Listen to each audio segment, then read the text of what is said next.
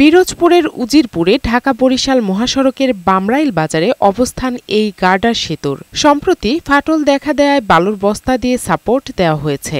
যেকোনো মুহূর্তে ধসে পড়ার ঝুঁকিতে রয়েছে সেতুটি। প্রায় ৬৪ বছর আগে নির্মিত সেতুটি দিয়ে ঝুঁকি নিয়ে চলাচল করে দৈনিক কয়েক হাজার বাস, ট্রাক, পিকআপ ও মোটরসাইকেল।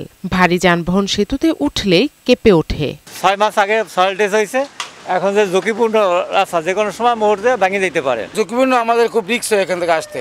এই ব্রিজটা অতি দ্রুত যদি এটার ব্যবস্থা নেওয়া না হয়, বরিশাল, পটুয়াখালী, ভোলা, বরগুনা এই সব অঞ্চলের সমস্ত গাড়িগুলা যাতায়াত বন্ধ হয়ে যাবে। ঝুঁকিপূর্ণ সেতুর সাইনবোর্ড দিয়ে দায় সেরেছে সড়ক ও জনপথ বিভাগ। বামরাইল ব্রিজে যে ক্ষতিগ্রস্ত হয়েছে গার্ডারটা, তো সেই গার্ডারটা ইতিমধ্যে আমরা বালু বস্তা দিয়ে সাপোর্ট দিয়ে রাখছি।